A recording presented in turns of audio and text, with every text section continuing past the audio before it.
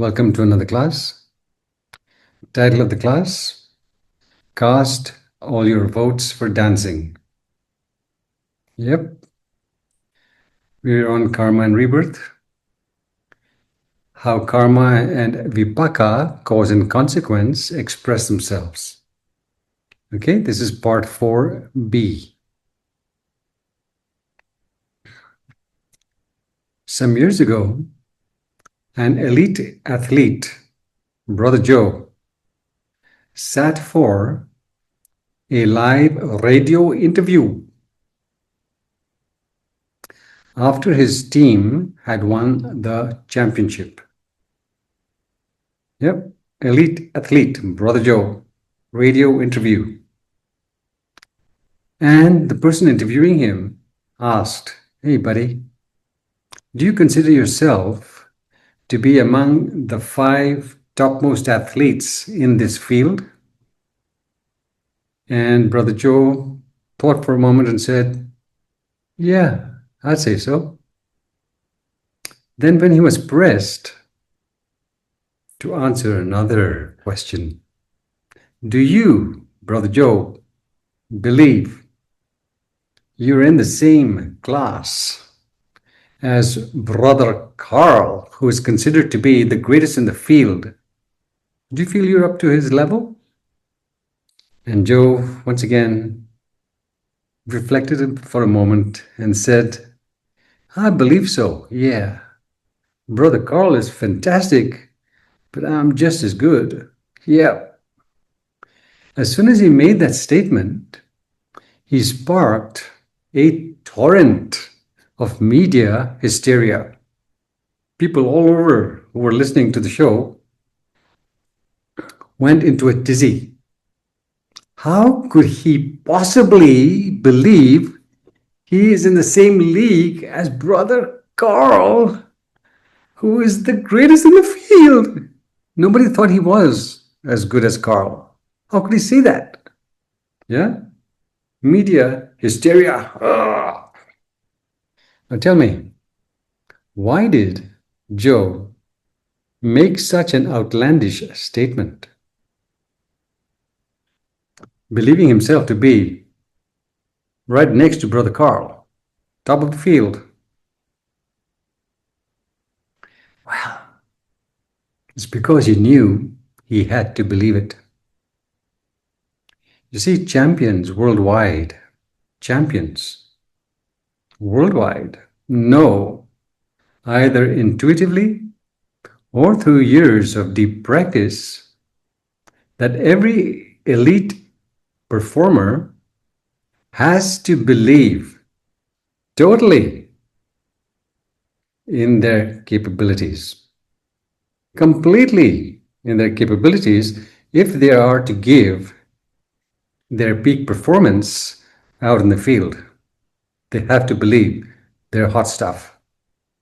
No room for doubts. So, without that resolute confidence in his capabilities, believing himself to be among the best, Joe could never surpass himself. Never. No one can. Yeah, he had to have that confidence. He had to have that belief in himself and in his capabilities to perform at his best, peak performance out in the field. How did he acquire such unwavering confidence? Wishful thinking, was it? Having bags of chips in front of the TV? Procrastinating on matters of importance? No, no, no. He acquired that supersonic confidence in his capabilities, supersonic confidence in his worthiness through deep study and practice in what he was trained for. Yeah, what he trained for. Deep study and practice. Nothing less can do it for anyone. We too need this confidence in our worthiness, in our capabilities to rise above any and every challenge that comes our way.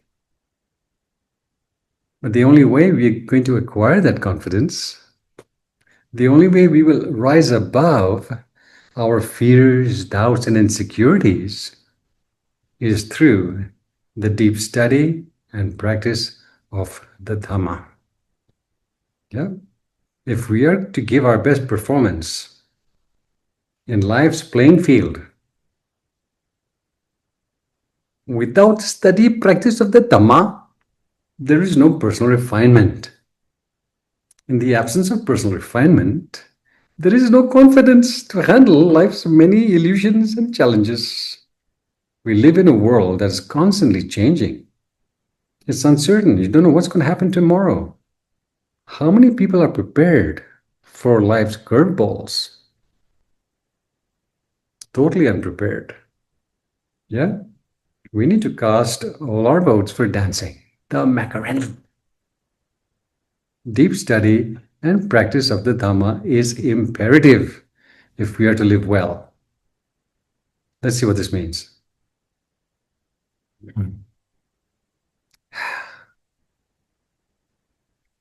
What is the value? Please think, instead of waiting for my answers, think. What is the value in knowing about karma and rebirth? Where's the value in that? Is there any value? Look around you and look at your life also. People, countless beings on this planet are living a blinkered existence, believing in a single rebirth. And so, let's grab what we can while we can before we pop off.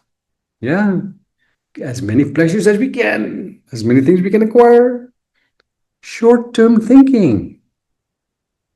Long-term consequences they're not seeing. Yeah, most people on the planet are clueless about rebirth. Their focus is simply on their present life and all that they can get out of it without considering the long-term consequences of their short-term decisions. No consideration. Please understand that our present birth or rebirth is not a random occurrence. One person is born in this family, another in that family. This person is born with illnesses. This person is born really healthy. No random stuff happening on this planet, nothing. Our rebirth is determined by how wisely or how unwisely we have lived in the past. It's not a chance occurrence, and it is not a one lifetime deal. Countless lifetimes to perfect ourselves before we can wiki. Yeah, the importance of knowing about karma and rebirth is that we awaken to the fact that there's more than one life, and we had better prepare ourselves for those to come. Yeah, most people are totally clueless, and that is why this planet is in a mess. Yeah, everyone scrambling for happiness for a single rebirth, not seeing the long-term consequences of their short-term wrongdoing. Severe penalties involved. Okay, in this class, I will be talking about destructive karma and collective karma.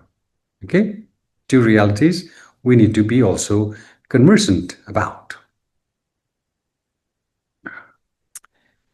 So what is destructive karma?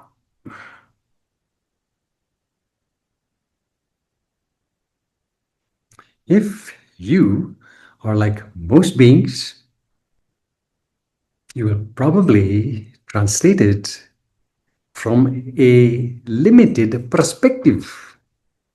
If you are not like most beings, you will translate it from a wide perspective. Let's see, what's your answer?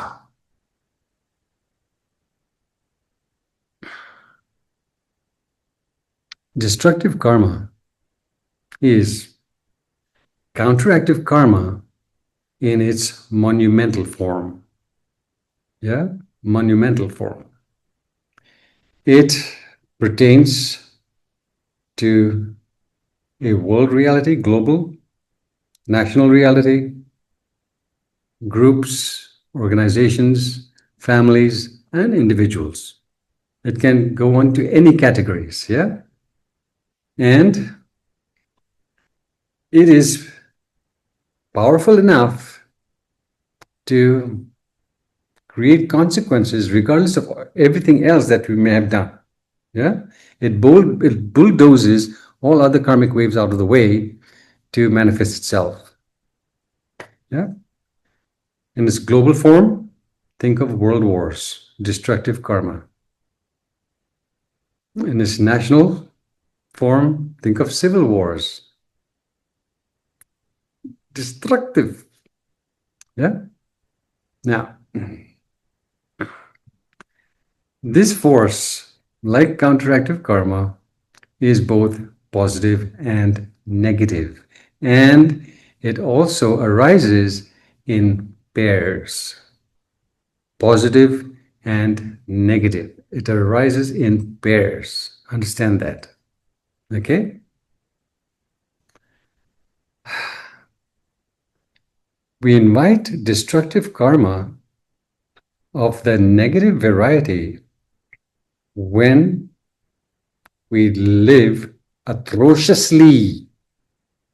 Then we summon it to ourselves. Let's take an example. The French Revolution experienced its greatest upheaval between 1789 and 1799. French Revolution. The aristocracy, those guys in power, yeah, the aristocracy had been oppressing the poor for way too long. And this invited their worst nightmare to come visiting. Marie Antoinette, the last queen of France, along with her wealthy and pompous cronies, had angered the populace to such an extent that they finally had their heads removed from their bodies with the guillotine. Yeah? Destructive karma of the negative variety comes visiting when our actions are atrocious.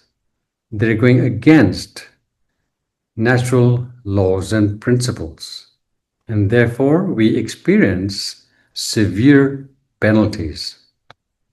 These beings who had oppressed the masses, the poor, for so many years, when they popped, no coming back into the human world for a long time, straight into the lower realms, straight. Who knows, they're still hanging out in the lower realms. No human rebirth for a long time. Okay, now, tell me, is destructive karma of the negative variety always negative?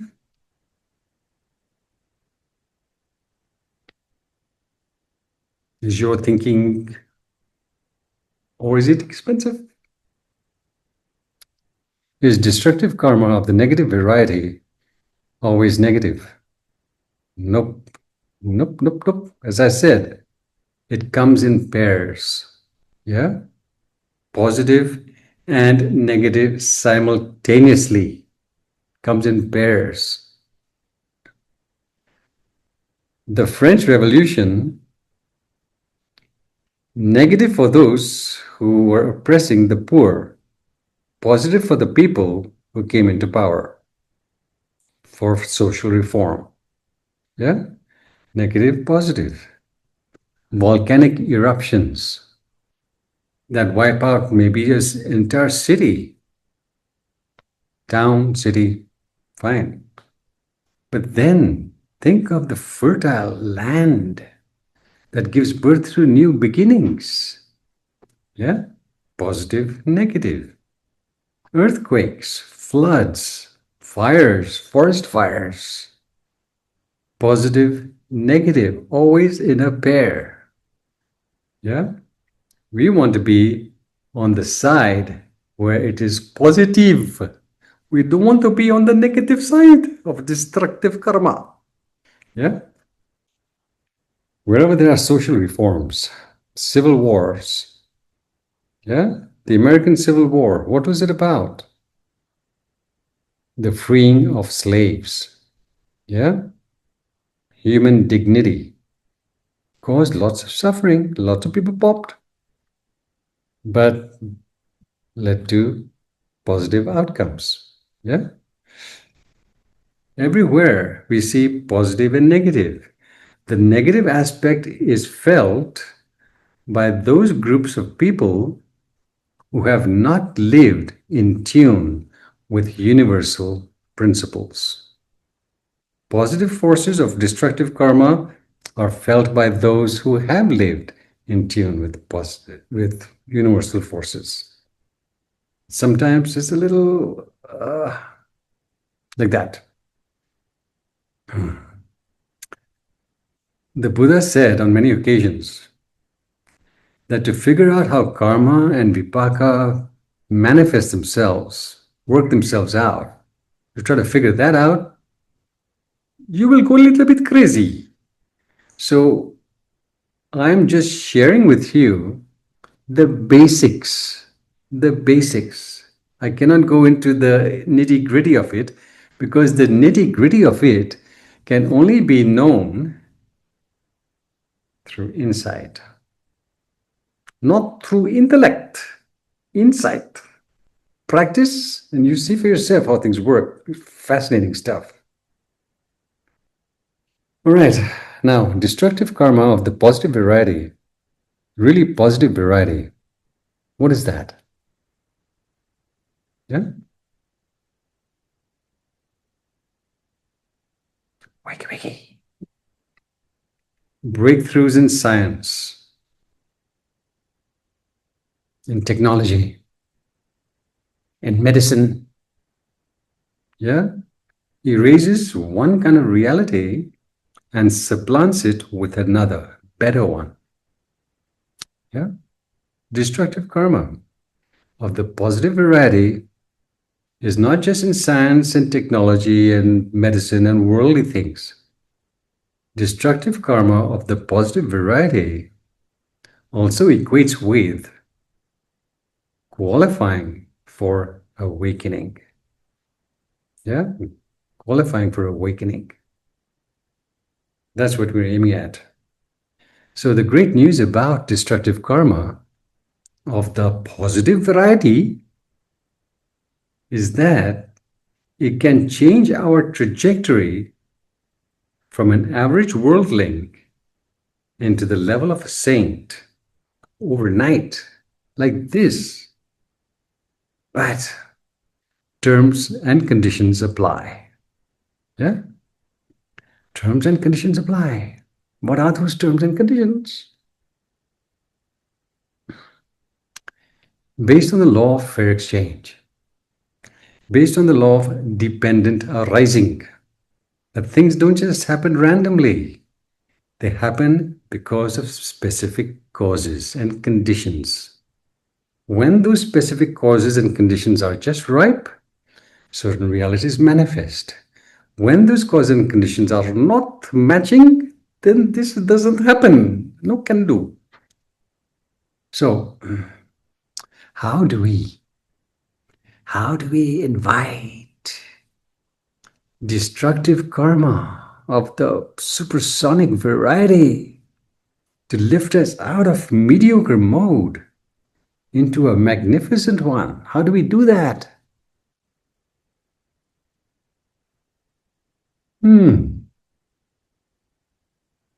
By cultivating ultrasonic imprints. Yeah. What are imprints? Tendencies, predispositions, the values we hold on to. Yeah. Personal refinement. By working on ourselves, by expanding our consciousness to embody what really matters, the good Lord then comes visiting in the form of destructive karma, lifts us out of present mediocre reality into a magnificent one. It is possible. Yeah, that's what we're working for. To cast all our votes for dancing is to cast all our votes for personal refinement. No dancing happens otherwise. Only slithering in the ditch. Okay, we need the right imprints. We need the right way to think and behave. Then we qualify for the wildest realities to come visiting. Okay?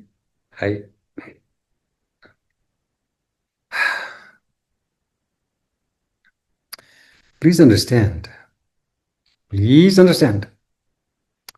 that nothing transpires or happens without the constant overflow of imprints, tendencies, predilections. Yeah? Nothing happens without this constant overflow of our imprints. Because perception, the way we perceive our reality through the 5 physical senses, and our mind, the 6th sense of perception. Yeah? Perception is an active, constructive process. Yeah? It's a constructive process because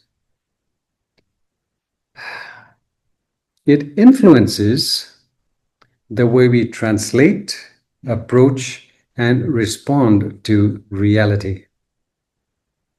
And if our translations, approach, and responses are supersonic, we flourish. If our translations, approach, and responses are mediocre, we flounder, suffer. Life lived in turbulence. Okay? Imprints. Extremely important to cultivate the right imprints. It's called personal refinement. Not coarse mind. Coarse mind equals suffering. Once again, listen. Nothing ever happens without the constant overflow of our imprints. Constant transmission of our imprints into the universal matrix. Yeah? Perception, the way we flow through the world, is an active, constructive process. It creates our reality. It creates our reality because perception influences the way we translate, the way we approach, and the way we respond to reality. And then determines how reality will respond to us, whether in its positive form or in its turbulent form. In other words, we think and we act in response to what we are predisposed to perceive. Or, in a more precise fashion, We think and act in response to how we have predisposed ourselves to perceive the reality around us. Yeah? Our perceptions, our active, constructive processes. Let me give you an example.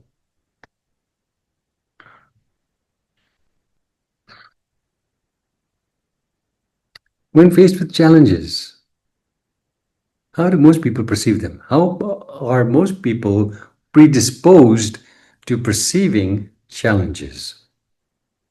I don't like it. Yeah? They view them in the negative. Don't want it. Avoid it, fight it, resist it. Don't want to see. How many people have predisposed themselves, which means have created the imprints to view challenges as life's invitation for bettering themselves? How many? Very few. Yeah? Okay. Here's another biggie. Why is it that the majority of beings on the planet suffer? Majority. Physical suffering, emotional suffering, psychological, financial, social, suffering all around. Why? Please tell, what's the primary reason? The primary reason is that most people have predisposed themselves to perceive personal refinement as being optional. Fantastic! Isn't that fantastic? It's not optional, it's imperative. I've said this in 1,000 different classes. Personal refinement is not optional. It is imperative if we are to give our best performance in life's playing field. Peak performance. Yeah? Because the majority of people do not view personal refinement as being the most important thing. They're totally unprepared for life's curveballs.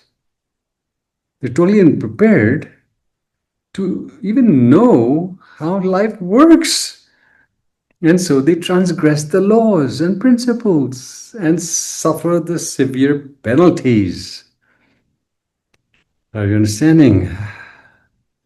Nothing transpires or happens without the constant overflow of our imprints. Yeah, perception, the way we see things, the way we respond to life. We have predisposed ourselves to respond to it in a particular way. And when we have predisposed ourselves to respond to it from the perspective of our delusions, we will suffer. There's no two ways about it. We will suffer. Hallelujah. Not that life wants us to suffer.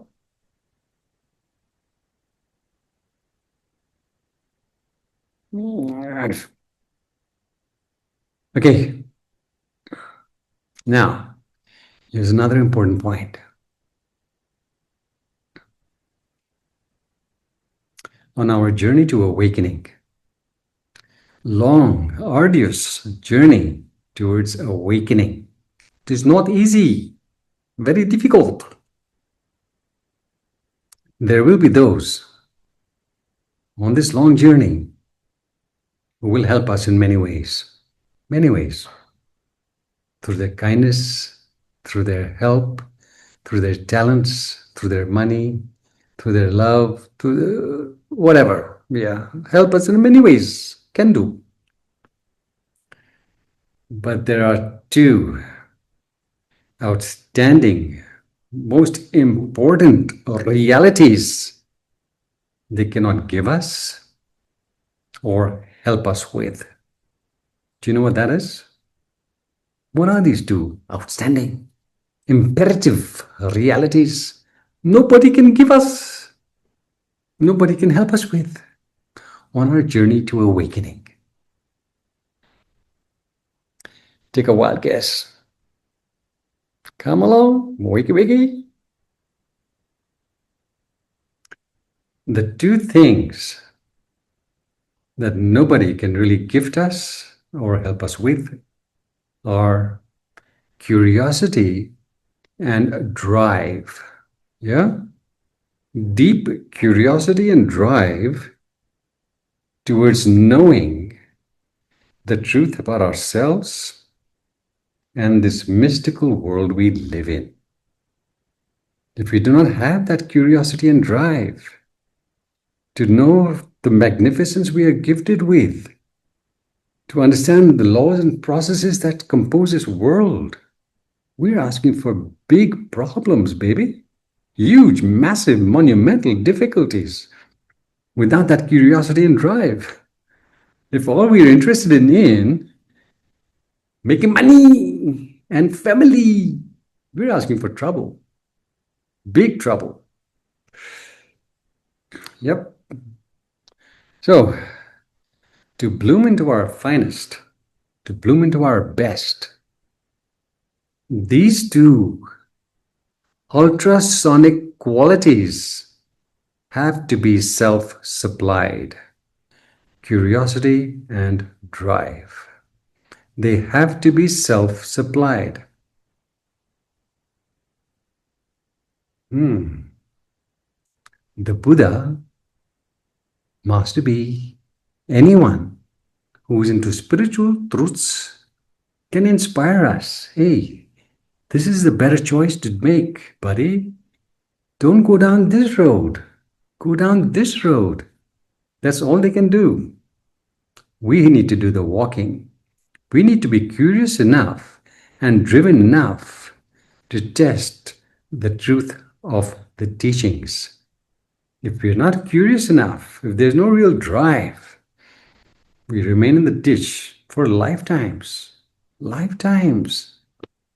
If we're not passionate about knowing how to unveil our unrealized potential, it's there, unrealized, unexpressed potential. If we're not passionate about knowing the laws and principles that operate in this world, we will transgress them, and the consequences will be misery. Yeah. So, please understand, there's no single way to flourish in this world. There's no single way. There are many ways. But every way that leads to our flourishing always includes the curiosity and the drive for being a blessing to ourselves and the world around us. We can't offer anything of value to the world around us if we have not offered value to ourselves first. No can do. Yeah? All those beings who have lived, who are living, and who will live on the planet, who have made their mark on in this world, who've offered something of value to the world, in whichever way, they have all had that curiosity and drive to rise above their present circumstances into a better reality. Without it, we remain in the zombie forest, in the ditch, in the crevasse, wherever. Unhappy zones. We need that curiosity and drive. How can you better yourself daily? Where's the curiosity? Where's the drive? Just look at the Buddha. Oh, what a magnificent being. It was his curiosity and drive towards finding the deathless state that prompted him to leave his family and go and search for awakening. And look at the countless beings he has benefited from that choice, from that imprint, from that predisposition. How many beings have you benefited? How many? Really benefited? With money?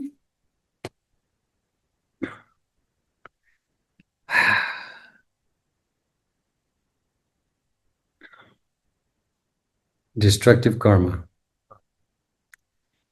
To invite destructive karma of the positive variety to lift us out of our present reality into a supersonic one, we need supersonic curiosity and ultrasonic drive towards bettering ourselves. Without it, nothing happens. Nothing of value will ever take place. Nothing. Okay? Right. That's destructive karma. Positive variety. Now let us look at collective karma. Collective karma implies karmic waves that include more than one person. Yeah? Collective karma, like destructive karma or counteractive karma, can be felt globally. Look at global warming, collective karma. Nationally, the different countries people live in. Yeah? Collective. We are under the influence of the different governments that rule different countries. If we are fortunate, we are reborn in a country where the government is a little bit better than the other places. Yeah? More freedom. Groups, families, individuals. Well, collective. Positive and negative variety also always comes in pairs.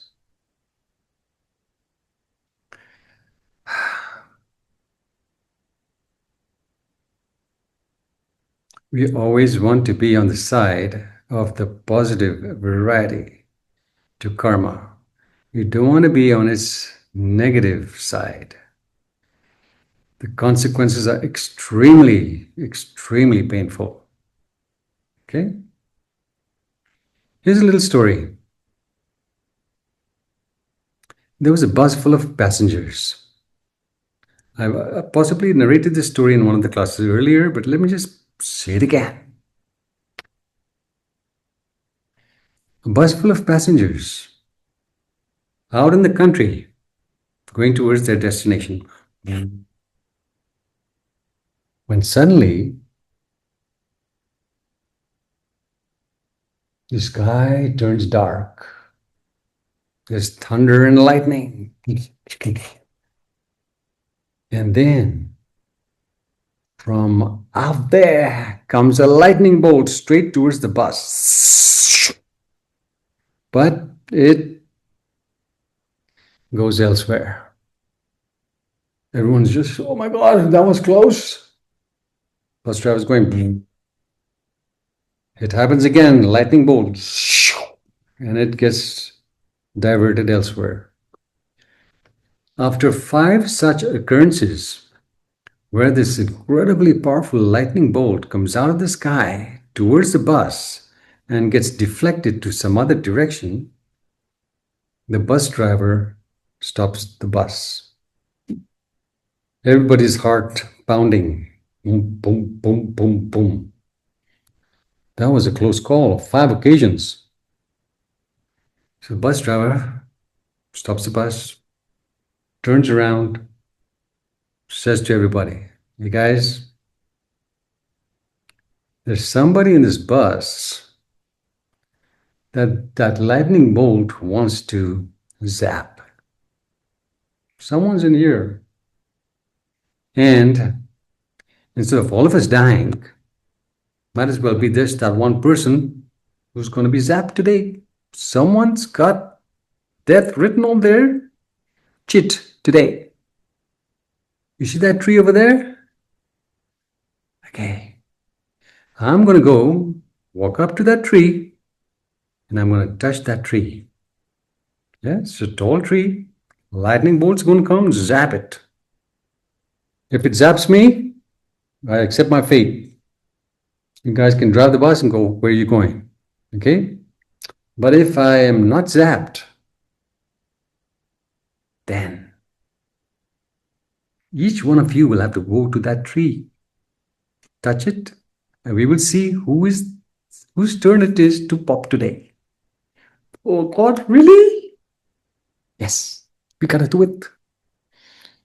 So he clambers out of the bus, walks up to the tree, boldly touches it, and nothing happens. Oh, saved. Walks back to the bus. Okay, you're next, buddy. Oh no, let them be the next one. No. So finally, each person, after much wailing and screaming, they're prompted to go and touch the tree, sweating away fear, doubt, and anxiety. All people except one have gone to the tree and nothing has happened for them. Oh, they're so elated.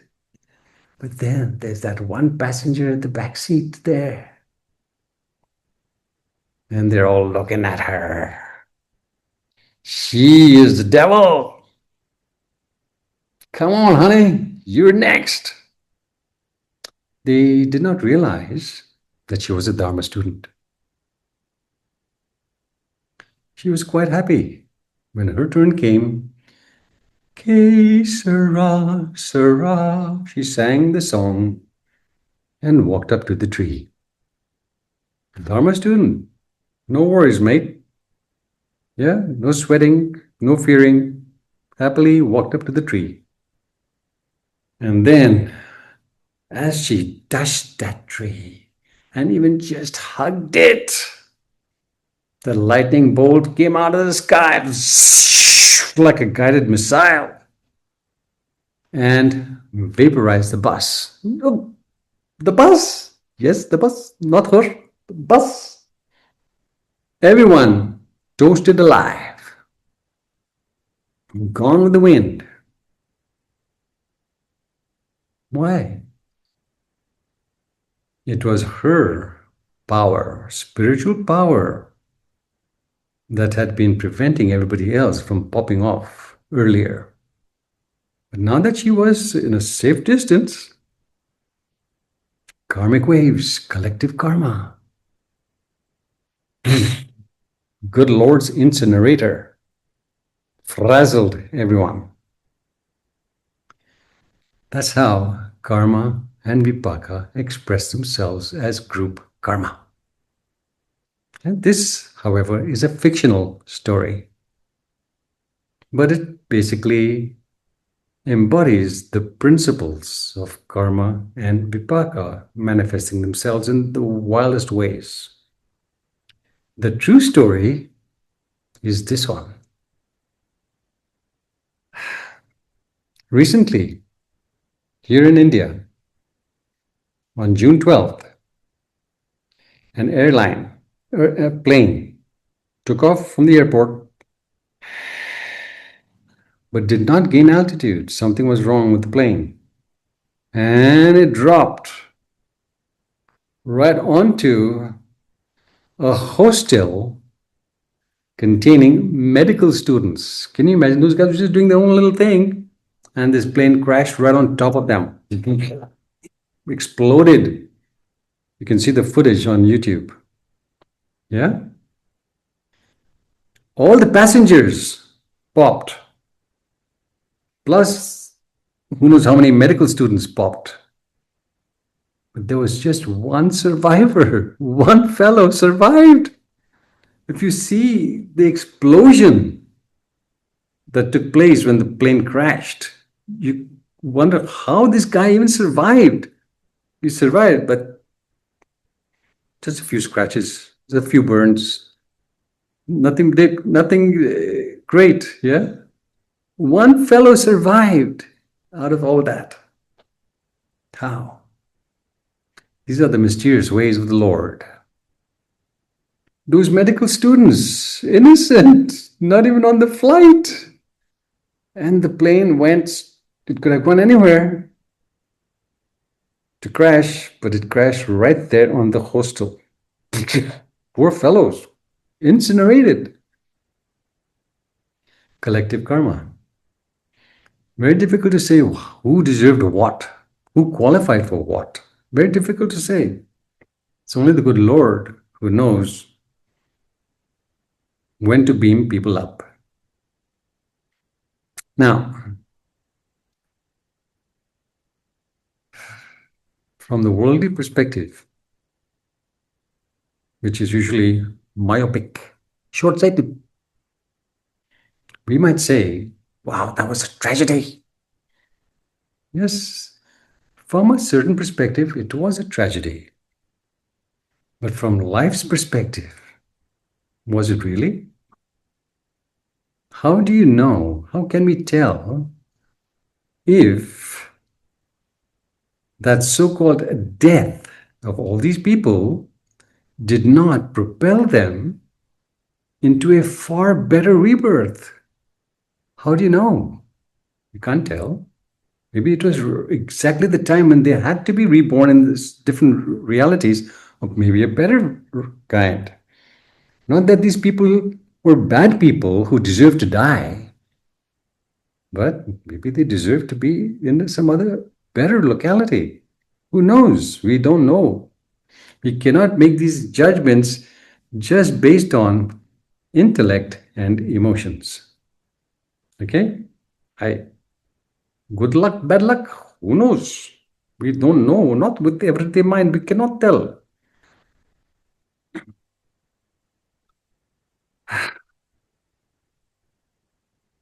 Computer needs charging. Right. Let us look at collective karma from the family perspective. Yeah, family karma. What is family karma?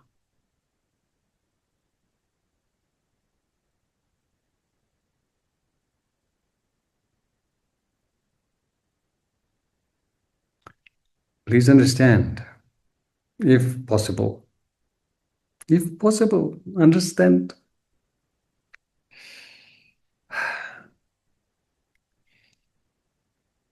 We are simply a bundle of tendencies or predispositions. Yeah?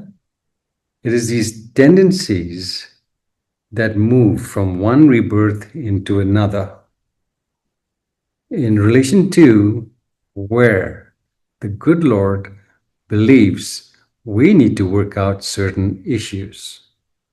Yeah? Tendencies.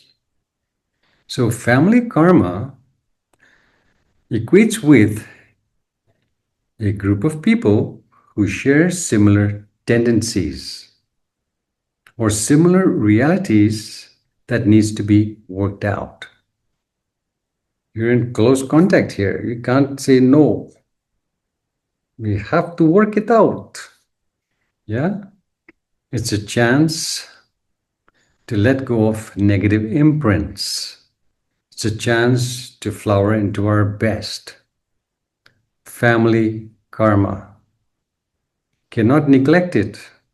But if, for whatever reason, we are reborn in a family context that is abusive, that is unwholesome, dysfunctional, disrespectful of our needs and well-being, then it is imperative for us to pull ourselves away from that kind of context and to simply love the family from a distance, not close proximity. because it will destroy us.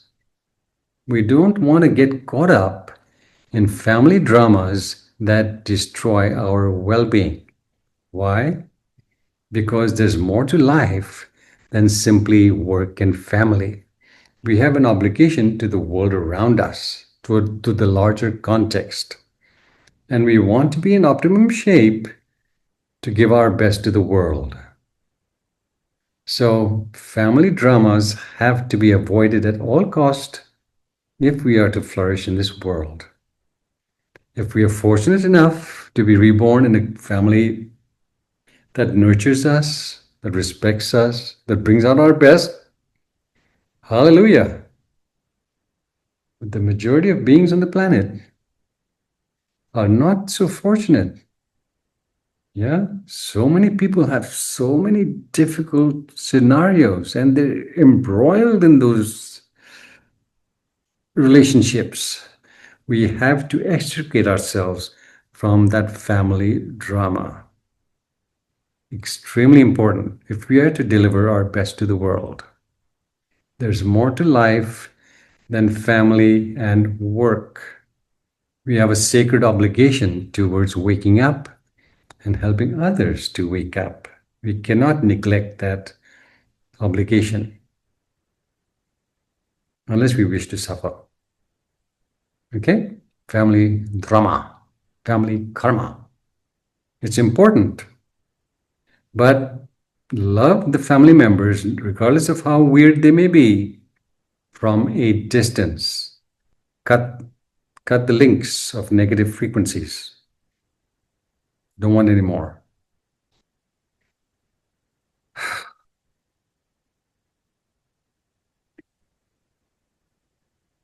For us to create the conditions to be reborn in the right family context, which allows us to flourish in this world and contribute our finest to the world, we have to muster the curiosity and drive, large amounts of it, for discovering that something special in us that lights us up towards making our finest contribution to the world. Very, very important. Once again,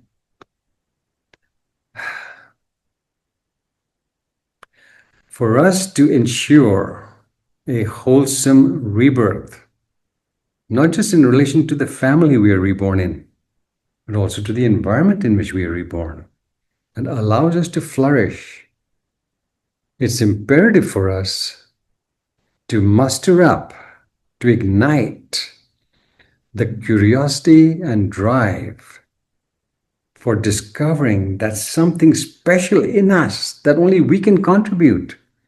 Yeah, it lights us up. Wow, yeah. For giving our best performance in life's great theater. Best performance, contributing value to the world. It's imperative.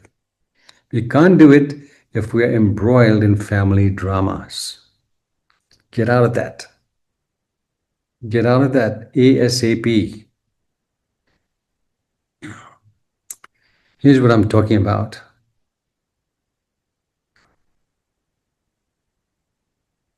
Suppose I walk into your shop. You're selling these beautiful, tasteful items, beautiful things you're selling in your shop. And I pay you 10 grand for something I find really attractive. Yeah. Oh, I love this. I'm 10 grand. Okay.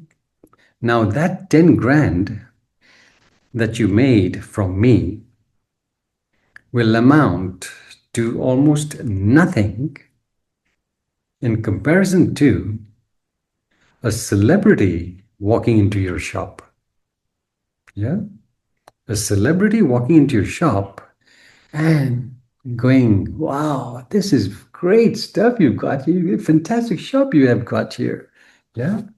They may not even buy anything, but just their presence. And of course, a selfie with them in it. Yeah, you and them, selfie. Post it in a prominent spot. What'll that do for you? Far more than 10 grand ever could. Yeah? It raises your standing in the eyes of your customers. Right? Why? Because that celebrity has clout. Do you know what clout means? That's what we need to work towards, clout. What is clout?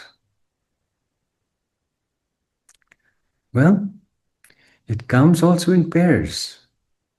It can be either positive or negative. Hitler had lots of clout to convince all those fellows to do some atrocious things. Every dictator has some clout, power, influence to influence his or her citizens to do some crazy things. Clout is the power or the influence towards creating specific outcomes. If those outcomes are negative, we suffer. If they're positive, we thrive. Clout. Yeah? Power or influence for sparking specific outcomes. It can come in many forms. Clout. Someone who's really attractive, they have the clout to attract lots of people to, well, do them favors. Someone who's talented has clout. Someone with wealth has clout. Someone who comes from a very rich family has clout. Clout, clout, clout, making things happen. Yeah? Opens doors in specific ways, like with MasterCard. Clout. Almost like merit. What are endorsements? Yeah? Book endorsements or advertising. They get celebrities with clout to sell their products. Yeah? Yeah. Clout, clout, clout. We need clout to create specific outcomes of the positive variety. Yeah? Think of Oprah. Oprah Winfrey. Think of how she's able to catapult anyone into the stratosphere simply by having them on her show. She has immense clout. Why? Well, through years of serving the masses, yeah, improving people's lives. The world applauds her for it. She has a lot of fans behind her. That's clout. So if she gets you to be on her show, if she does something special for you, she increases your standing in worldly terms 100-fold. Yeah? You're no longer among the masses. You now become a celebrity. That's clout. Very important to have a clout. Now, more important than worldly clout, good looking, talented, money, money, money, knowing this one and knowing that one, having millions of fans. More important than that is to have the clout that is spiritually based. Yeah? That is in alignment with universal forces and which allows us to weave miracles. That's the clout we need to aim for as a Dharma student. We need the backing of the universe, because that's when we are able to leave a legacy that stretches over lifetimes, decades, millennia.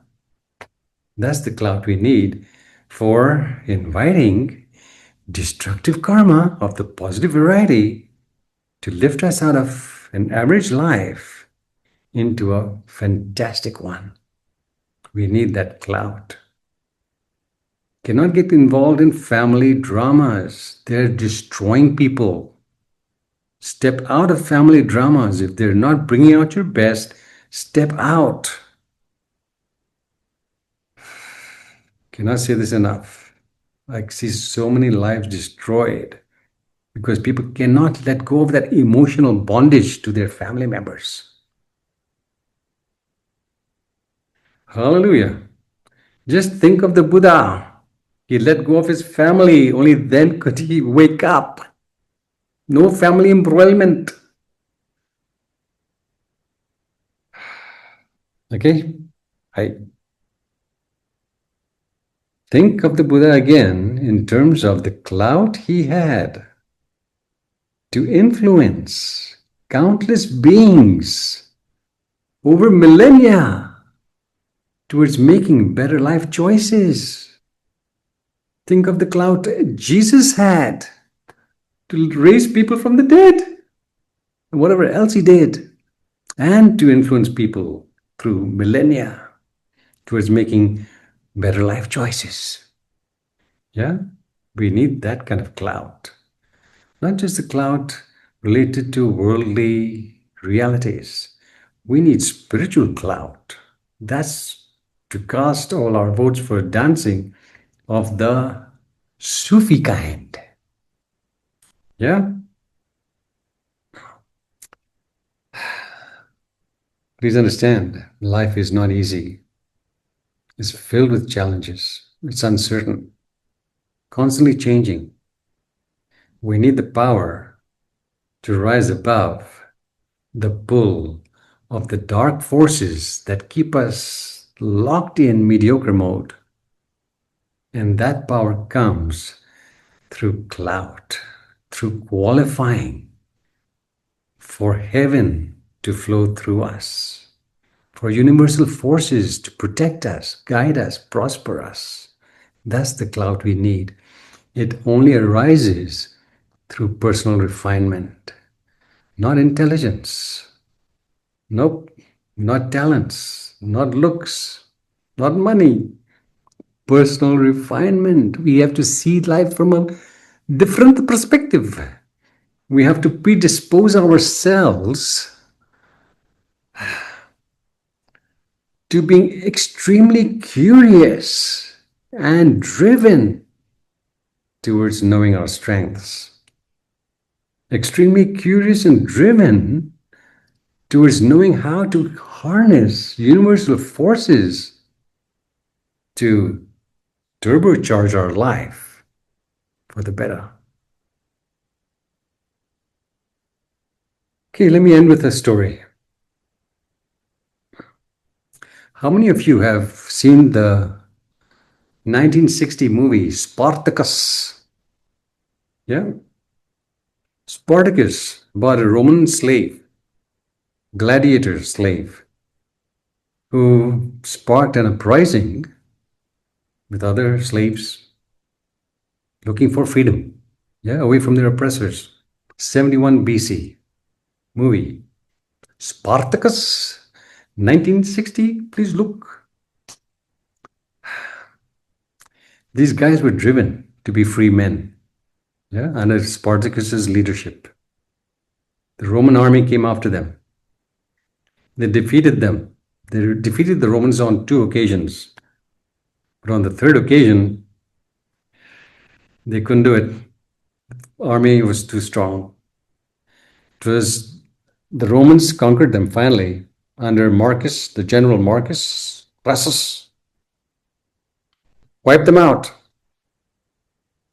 Only 1,000 survivors. Yeah? Everybody dying there on the field. Food for the birds. Just 1,000 slaves remaining. So Marcus walked up to the slaves and said to them, "You guys, you were slaves before, and you will remain slaves. Your rightful punishment for this uprising is crucifixion. You all are going to be crucified. But I will spare you the crucifixion. Yeah, I will spare you the crucifixion if you identify who Spartacus is, because we don't know him by sight. We want to know who led this uprising. Who is the guy? Spartacus is looking at Marcus, and he's about to stand up and declare himself, "It's me, brother." But just as he's about to voice himself, the guy next to him stands up and says, "I'm Spartacus." And then another guy says, "No, it's me, I'm Spartacus." And everyone rises up to say they are Spartacus. They don't want the general to know who Spartacus is. Yeah? Fantastic. Why would they do that? They were inviting death to themselves. Why would they do that? Yeah? Yes, Spartacus also said he was Spartacus. But out of 100,000 people saying they're Spartacus, who's the real one?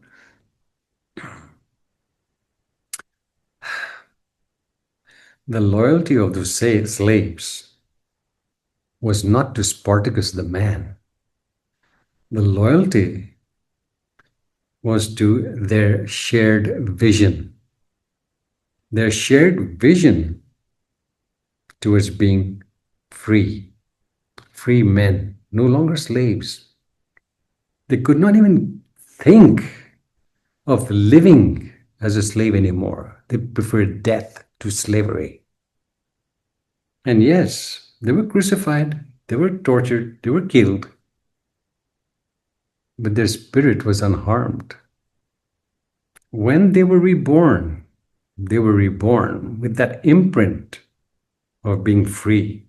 They were reborn in a free household, not a slave household. Whereas Marcus and his cronies, guess where they're right now? Lower realms. Yeah? Destructive karma. If we're transgressing universal laws and processes, we will suffer. So just like Spartacus inspired a shared vision with those slaves that he liberated, our sacred task as Dharma students is to inspire those around us towards making better life choices. Especially, we need to inspire them to such a degree that they spark their curiosity and drive towards knowing the truth about themselves, that they are pure spirit. They're not a human being. It's just a transitory tendency, transitory form. Yeah? Curiosity and drive. Without that, we are sunk. How many of you read more than 1 or 2 books in a year about yourself and the world you live in? So far, we're now in August. I have read 40 books. 40. How do I manage to read so many books? I'm teaching, I'm preparing class material, I have other things to do, and yet I have read about 40 books so far, and I'll be reading quite a few more till the end of the year. Every year is 40 or more books. How do I make the time? Why do I make the time? Because I'm curious to know more about myself and the world I live in. Because then I can be of greater blessing to those around me. Are you interested? Or are you living in locust mode? Wake up. There's a lot more to life than family dramas and work situations. Lots more. You need to wake up. Karma and rebirth. Stay tuned. Hallelujah.